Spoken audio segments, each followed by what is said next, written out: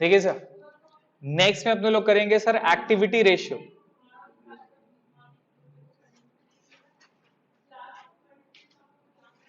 Activity ratio, now ये ratio क्या है सर?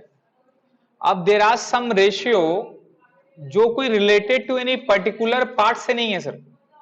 मतलब कोई एक पर्टिकुलर आइडिया या एक पर्टिकुलर नैरेटिव से रिलेटेड नहीं है, जैसा प्रॉफिटेबिलिटी रेशियो जो प्रॉफिट से रिलेटेड है, लिक्विडिटी रेशियो जो लिक्विड पोजीशन से रिलेटेड है, सॉल्वेंसी रेशियो जो कि बिजनेस का लॉन्ग टर्म पोजीशन से रिलेटेड है, राइट।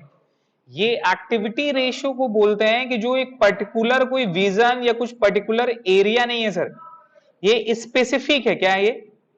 आप किसी भी दो वेरिएबल को एक्स एंड वाई को क्रिएट करके एक रिलेशन बना सकते हैं। क्या बना सकते हैं?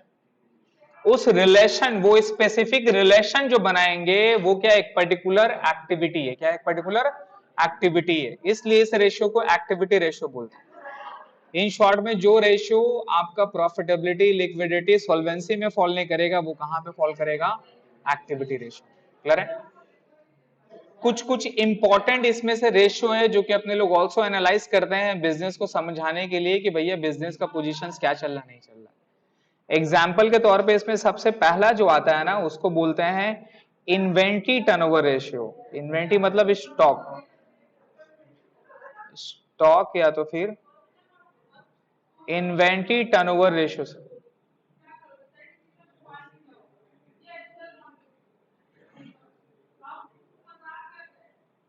स्टॉक या फिर इन्वेंट्री टर्नओवर रेशियो से, स्टॉक या फिर sir inventory turnover ratio. Now stock या इन्वेंट्री टर्नओवर रेशियो का फॉर्मूला क्या होता है? इसका फॉर्मूला हो जाता है sir cost of goods sold. क्या बताइए? Remember cost of goods sold कहां पढ़े? Cost of goods sold divided by average stock, divided by average stock, divided by average stock. Now cost of goods sold का मतलब अपने को पता है कि ना सर, सीओजीएस इक्वल टू क्या होती है? Net sale minus GP, net sales minus gross profit, है ना। और क्या होता है? Cost of goods sold equal to क्या होती है? Opening stock plus net purchase. Net purchase मतलब total purchase minus purchase return plus direct expenses, direct expenses minus closing stock, minus closing stock. Opening stock plus net purchase plus direct expenses minus closing stock. ठीक है। In short में अगर आपने trading account बनाया है, क्या बनाया है? तो ट्रेडिंग में आप याद करो, क्रेडिट साइड में क्या रहता है? क्रेडिट साइड में सेल्स रहता है, और क्या रहता है? सेल्स रहता है और सेल्स रिटर्न रहता है इस साइड में। सेल्स और सेल रिटर्न लेस करके नेट सेल, वो और क्या रहता है? Closing stock. डेबिट साइड में क्या रहता है? Opening stock, purchase, all the direct expenses, wages, freight, carriage inward, और फिर लास्ट में आप लेस करके क्या निकालते हैं? जीपी। तो हम क्या कर रहे हैं? हम यहां से सेल्स ले रहे हैं और माइनस कर दे रहे हैं जीपी, माइनस कर दे रहे हैं, तो लेस करके क्या बोल रहे हैं उसको? Cost of. इसको हटा दो तो बचा क्या ट्रेडिंग में? ओपनिंग बचा, परचेज बचा, डायरेक्ट एक्सपेंस बचा। इन लोग तीनों को जोड़ ले और माइनस क्या कर रहे हैं? Closing stock. तो ये दोनों अमाउंट क्या आएगा? सेम ही आएगा ना सर। यही तो cost of goods sold. Clear है? दूसरा सर, दूसरा क्या है? Average inventory. Now average inventory का ही मतलब आपको समझ में आ रहा है? एवरेज इन्वेंट्री का मतलब क्या है सर? एवरेज, एवरेज, एवरेज किसका सर? इसका फॉर्मूला होता है opening stock plus closing stock divided by 2। Opening stock plus closing stock divided by 2 sir. Opening stock, closing stock divided by 2। Clear है?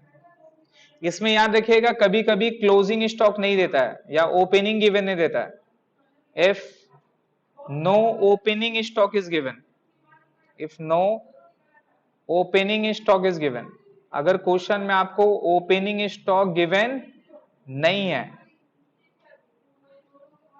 क्वेश्चन में आपको ओपनिंग स्टॉक गिवन नहीं है, तो आपको पता है इसका फॉर्मूला क्या हो जाएगा? इसका फॉर्मूला हो जाता है cost of goods sold divided by closing stock. अगर ओपनिंग स्टॉक नहीं है तो फॉर्मूला कर देते हैं cost of goods sold divided by closing stock.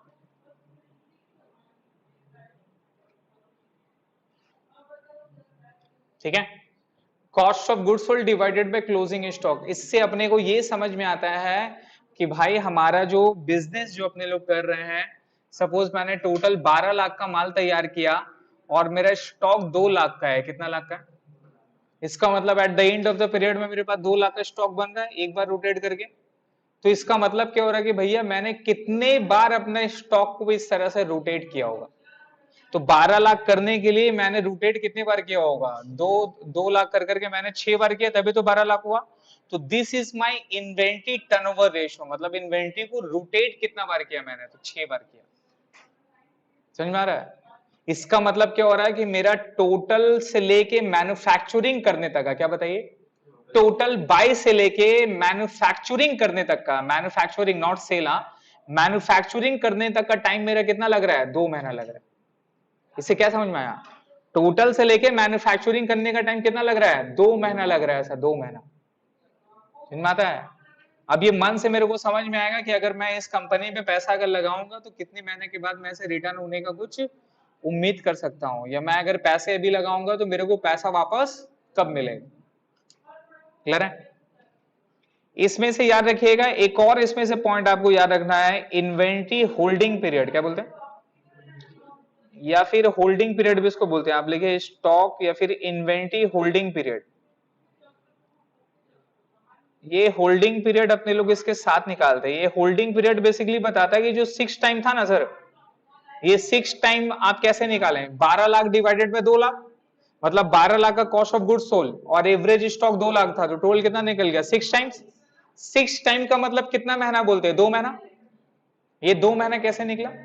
Mind में बताइए, 2 महीना कैसे निकाले? 6 टाइम्स का मतलब 6 बार करेगा, तो 6 बार अगर हम मंथ में बोलेंगे तो कितना महीना हुआ? 2 महीना हुआ। वो 2 महीना कैसे निकला? 12 से डिवाइड किए, तो 12 क्या डिवाइड किए? 12 मंथ से डिवाइड किए, किसको डिवाइड कर दिया? 6 को, तभी तो 2 महीना निकला सर। उसी को होल्डिंग पीरियड बोलते हैं। क्या बोलते हैं? मतलब आप अगर पैसे लगाएंगे तो इतना महीना तक का आपका पैसा ब्लॉक रहेगा। क्या रहेगा? ब्लॉक रहेगा, होल्ड रहेगा। तो इतना महीना तक का वर्किंग कैपिटल आपको क्या करना होगा? स्ट्रॉन्ग करना होगा, सो दैट आप एक्सपेंस कर पाएंगे। तो इन्वेंटरी होल्डिंग पीरियड, तो इन्वेंटरी होल्डिंग पीरियड का फॉर्मूला होता है 12 मंथ्स या फिर 365 days. 12 month divided by 365 days. 12 month या फिर 365 days divided by inventory turnover ratio, divided by inventory turnover ratio. मतलब वो जो रेशियो आया ना 12 से, उसको डिवाइड कर देंगे तो हमारा ये मंथ निकल जाएगा। क्या निकलेगा? ये इसमें जो आएगा वो किस में आएगा? अगर आप मंथ में डिवाइड करोगे तो मंथ में लेंगे, अगर आपने डेज में किया तो क्या आंसर आएगा? अब अगर यहाँ 6 दिया हुआ है तो क्या 12 से 6 डिवाइड हो सकता है? हाँ।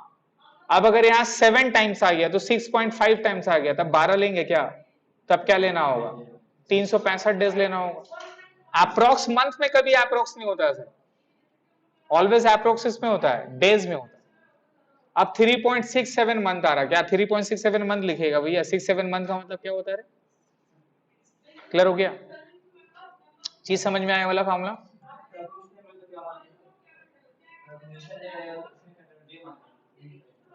कुछ है, वो रेशियो आने से मतलब है, ये जो आंसर आया ना आपका, इसके ऊपर डिपेंड करता है। ये जो आया तो टाइम्स आया ना, इसके ऊपर डिपेंड करता है। अगर ये डिवाइडेड बाई, अगर इसको डिवाइड करके आंसर आपका पॉजिटिव आ सकता है, मतलब नॉन डेसिमल आ सकता है, तो आप 12 मत लोगे, अदरवाइज 365।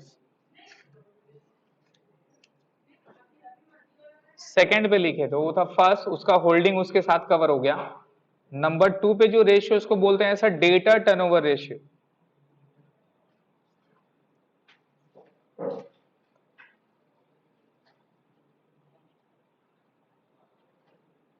नंबर 2 पे बोलते हैं ऐसा data turnover ratio.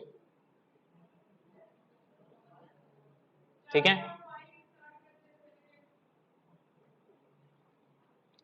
Data turnover ratio sir.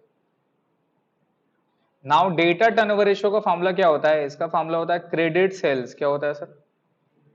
Credit sales divided by average account receivable. क्या बोलते हैं? Average account receivable.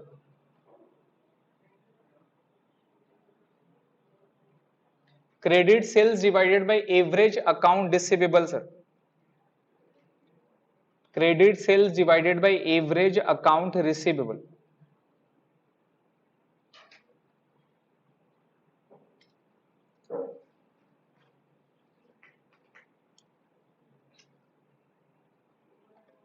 ठीक है, अब इसका मतलब समझते हैं सर। क्रेडिट सेल्स का मतलब क्या हो गया बाबू? Total sales minus cash sales. Total sales दिया हुआ है, उससे कैश सेल्स आप लेस कर दो, ये निकल जाएगा क्रेडिट सेल्स। अगर क्वेश्चन में कुछ नहीं बोला, क्रेडिट कैश कुछ नहीं बोला, तो क्या मान लेंगे? क्रेडिट सेल मान लेंगे। तो एजम्पशन लिखेंगे, अगर क्वेश्चन में कुछ नहीं बोला रहा तो एज्यूम क्या करेंगे? Credit sale. नहीं समझे? अब बेटा कैश सेल्स मान दे जबरदस्ती का, बोले रेशो नहीं निकलेगा, ऐसे नहीं करना है। क्वेश्चन में आपको सिर्फ सेल्स बोला है, सिर्फ टर्नओवर बोल दिया, क्रेडिट कैश बोला हुआ, तो क्या एज्यूम करेंगे? Credit sales. एज्यूम करके सम बना देंगे। नंबर बी सर, पहले अकाउंट रिसीवेबल का मतलब समझते हैं सर।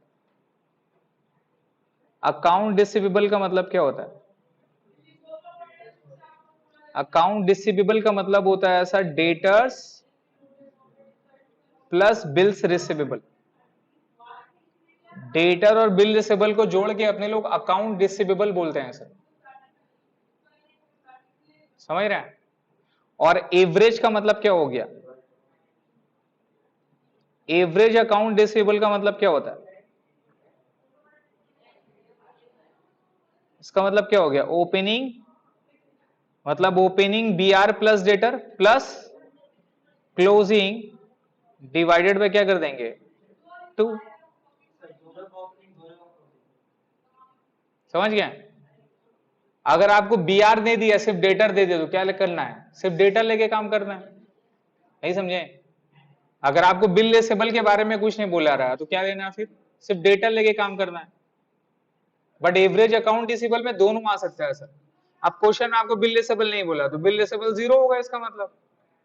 तो अपने लोग ओपनिंग में क्या लेंगे? Opening debtor. क्लोजिंग में क्या लेंगे? Closing debtor. उसका एवरेज कर देंगे तो निकल जाएगा, डिवाइड बाय 2 कर देंगे तो एवरेज निकल जाएगा सर।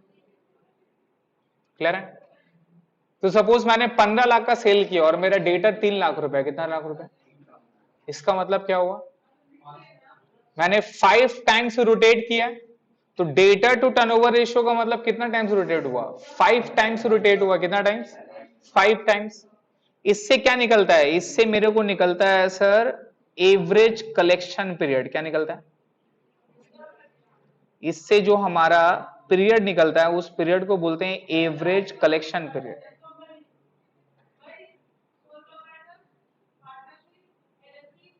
इसको बोलते हैं सर एवरेज कलेक्शन पीरियड। ये एवरेज कलेक्शन पीरियड क्या है? एग्जाम्पल के तौर पे मान लीजिए कि मेरा टोटल जो मेरा डेट है वो मेरा 24 लाख रुपए है। कितना लाख रुपए?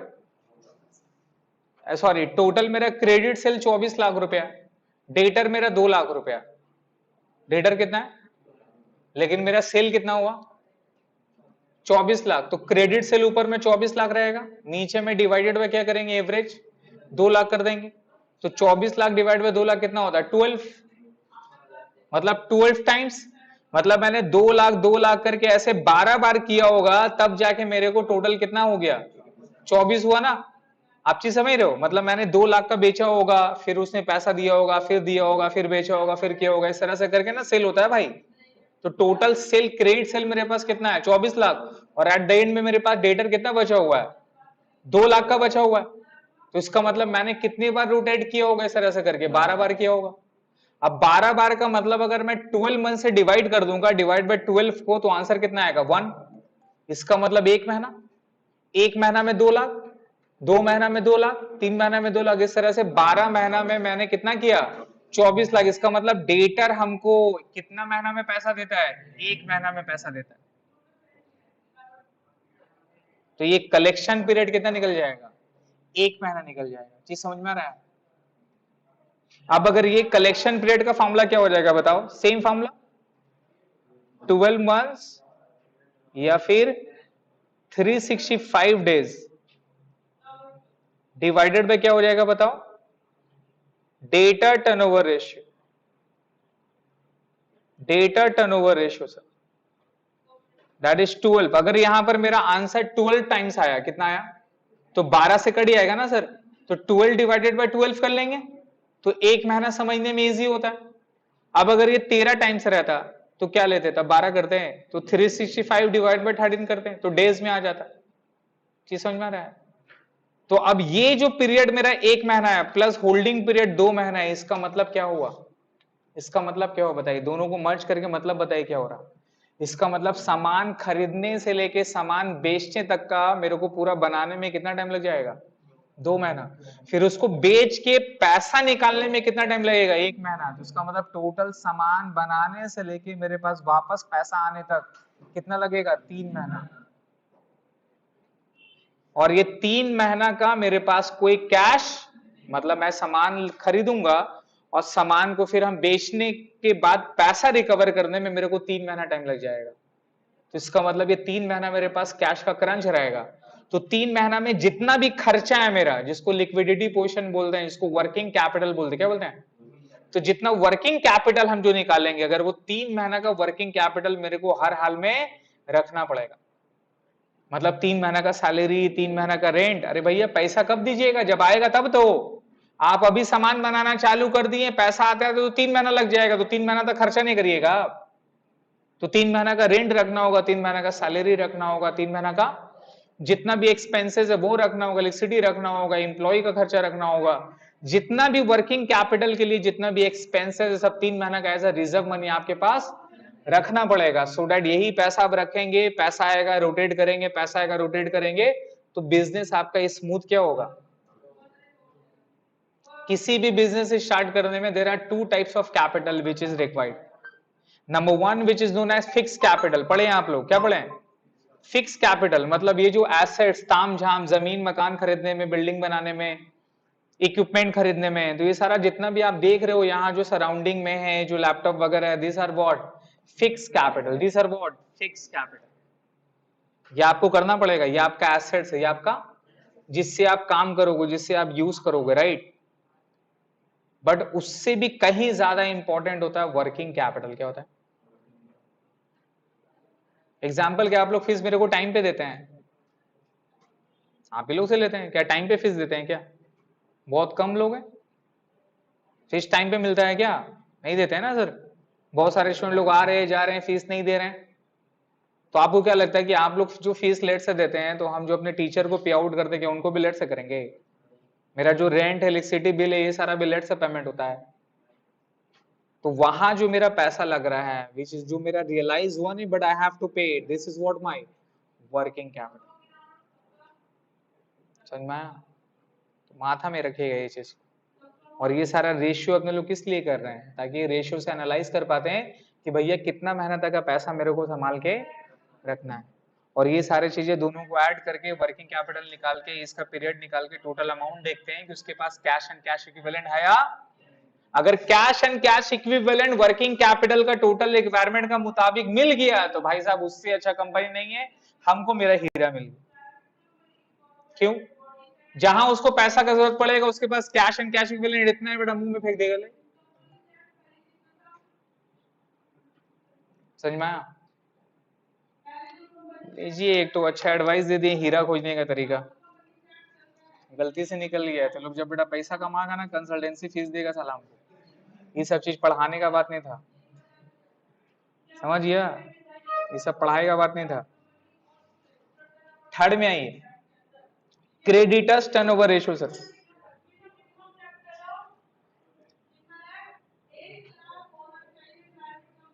क्रेडिटर्स टर्नओवर रेशियो, अब क्रेडिटर टर्नओवर रेशियो सोचिए क्या होगा, उल्टा, किसका उल्टा,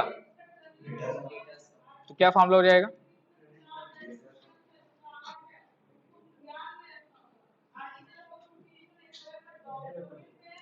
credit purchase divided by average account payable. Credit purchase divided by sir average accounts payable. Credit purchase divided by average accounts payable, ठीक है, credit purchase divided by average accounts payable हो गया। और where credit purchase equal to same total purchase minus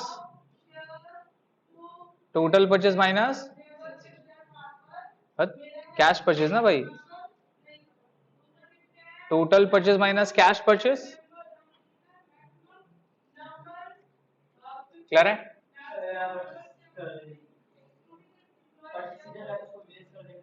क्या, हाँ हाँ purchase return तो less हो गई है टोटल से, हाँ। अकाउंट्स पेबल, वहां क्या था, अकाउंट रिसीवेबल का मतलब डेटर्स प्लस बिल्स रिसीवेबल, तो यहां क्या होगा, creditors plus bills payable, clear है, क्रेडिटर्स प्लस बिल्स पेबल। और एवरेज कैसे करके निकालेंगे, एवरेज कैसे करके निकालेंगे सर, एवरेज अकाउंट पेबल कैसे निकलेगा, दोनों का opening plus closing divided by 2। अगर दोनों में याद रखिएगा, अगर ओपनिंग गिवन नहीं दिया रहेगा तो क्या करेंगे, इफ नो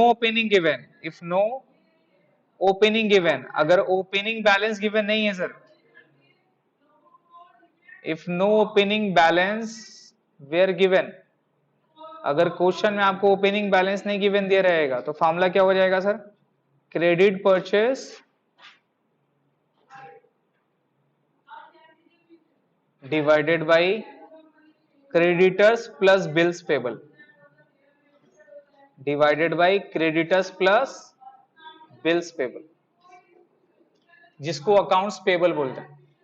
अगर एवरेज गिवन नहीं दिया रहेगा या ओपनिंग बैलेंस गिवन नहीं दिया रहेगा तो जो क्लोजिंग बैलेंस है उसी को एवरेज मान के रेशियो निकाल लेंगे।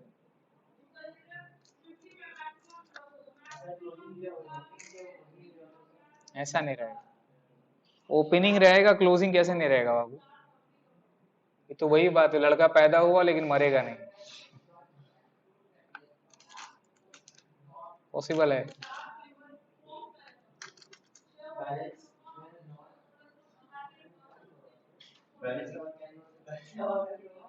वेयर गिवन, इसमें क्या आ जाएगा सर, जिस तरह से एवरेज कलेक्शन पीरियड था यहां क्या हो जाएगा, एवरेज पेमेंट पीरियड। लिंक कर पा रहे फॉर्मूला को, average collection period average payment period. Now sir average payment period क्या हो जाएगा, formula 12 month 365 day divided by creditors turnover ratio, divided by creditors turnover ratio.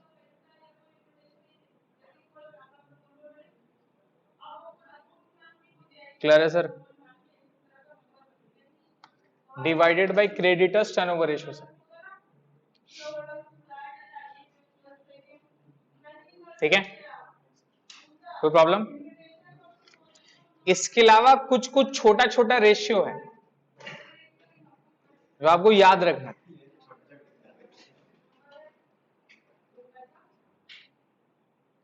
Number 4 पे अकाउंट्स के लिए 12।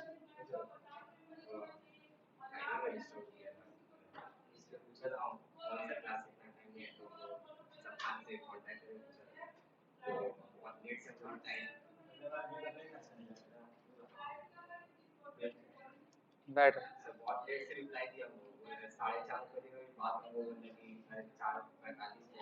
मैम का नंबर रखा करोगे सर, ऑफिस में कोऑर्डिनेटर है आप लोग का हेल्प के लिए, तो मैम से बात करो सर। मैं थोड़ा सा बिजी हूँ सर, हर एक चीज नहीं कर सकता मैं, लोगों को रखा हूँ, पैसा देता हूँ लोग को, थोड़ा उन लोग से हेल्प लो बाबू। जाते जाते मैम का नंबर ले लेना, या तो फिर वो जो है ना वाजिद है, अंसार है, उन लोग का नंबर ले लेना, उनसे कोऑर्डिनेट करना। हम ग्रुप में मैसेज कर देंगे, ठीक है, कोऑर्डिनेशन का लेके मैसेज करने बहुत दिक्कत होता है भाई। फिर भी एक एक जैसा स्टूडेंट लोग होता रहे, मेरे को भी परेशान करता है, क्लास का टाइमिंग ये सारा हो रहा है। बैठो बैठो। नंबर 4 पे लिखे working capital fix assets turnover ratio. Number 4 fix assets turnover ratio.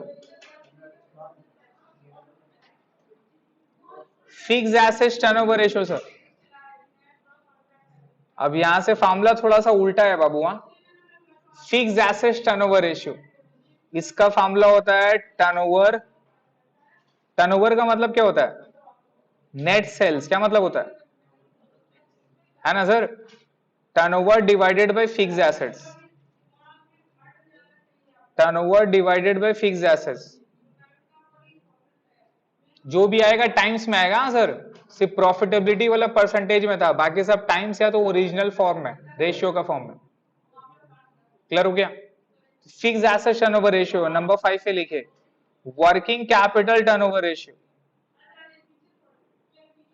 Working capital turnover ratio,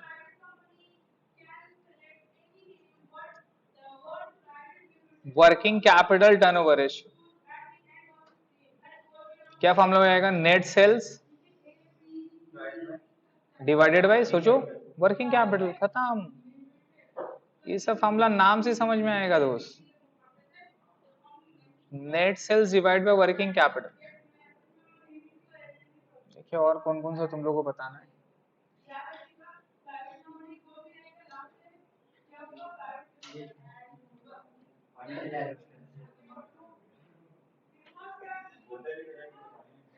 next में लिखे total assets turnover ratio. Total assets turnover ratio,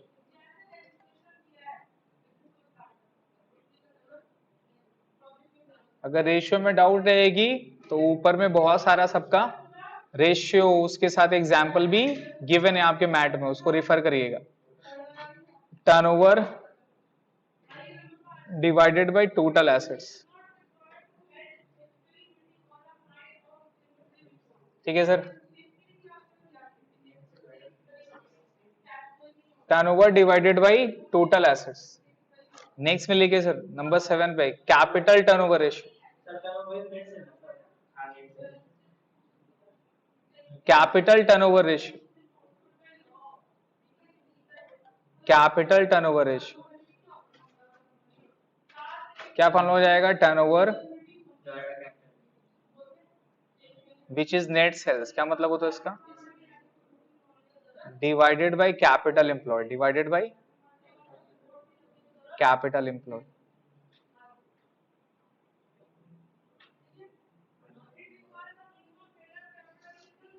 turnover या फिर net sale divided by capital employed, ये formula याद रखनी है आपको। नीचे में सर कैपिटल एम्प्लॉयड लिखा चुके, एक बार फिर से लिख लीजिए। कैपिटल एम्प्लॉयड का फॉर्मूला क्या होता है? Fixed assets plus current assets minus current liability.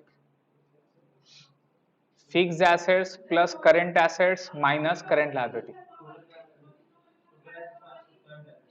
Fixed assets plus current assets minus current liability, या फिर इसी का दूसरा फॉर्मूला होता है fix assets plus working capital, क्या मतलब होता है आप देख लो, सीए माइनस सीएल को क्या बोलते हैं, तो fix assets plus working capital capital employed होता है।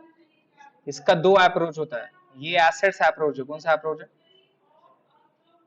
एक होता है लायबिलिटी अप्रोच, कौन सा अप्रोच, अगर आप लायबिलिटी अप्रोच से जाओगे तो यहां पे फॉर्मूला हो जाता है equity shares capital plus preference shares capital plus reserve and surplus, equity shares capital plus preference shares capital plus reserve and surplus plus non current liability minus fictitious assets.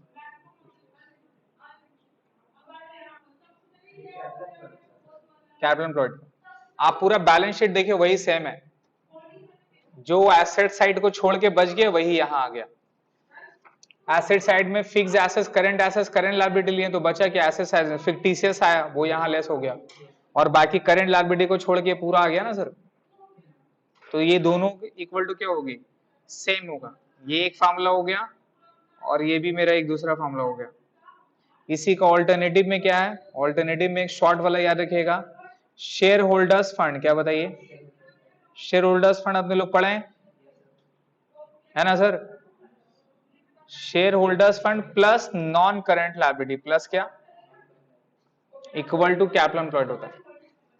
आप check करो ना, ESC PSC reserve surplus और fictitious minus कर देंगे क्या निकल जाता है, share holders fund plus non current liability add कर देंगे क्या निकल जाएगा, कैपिटल एम्प्लॉयड, क्या निकल जाएगा। ये सर फार्मूला का मिक्सअप है, मतलब इन डेप्थ में जाके थोड़ा फार्मूला को स्टडी करना पड़ेगा, हर एक का लिंक समझना पड़ेगा। क्लियर हो गया। नाउ सर ये आपको पूरा पढ़ कर आना है, जो होमवर्क दिए वो करना है और उसको अच्छे से पढ़ कर आना है, सो दैट नेक्स्ट क्लास में फिर इसका अपने लोग सम स्टार्ट करेंगे।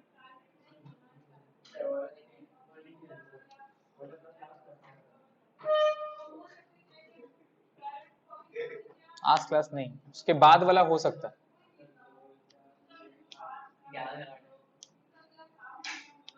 नहीं एक लेके तो 12 हो गया ना, ये लेके 11 था, हो गया सर।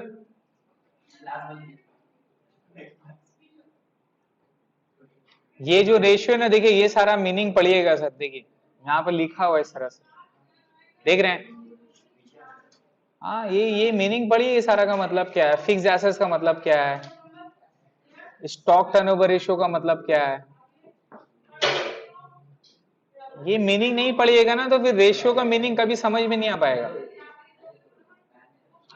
होमवर्क आप लोगों को सॉल्वेंसी का दे दिए सर, नेक्स्ट क्लास में अपने लोग एक्टिविटी रेशियो का करेंगे, उसके बाद फिर होमवर्क होमवर्क होमवर्क बहुत सारा सम है सर, हम भर दिए डाल के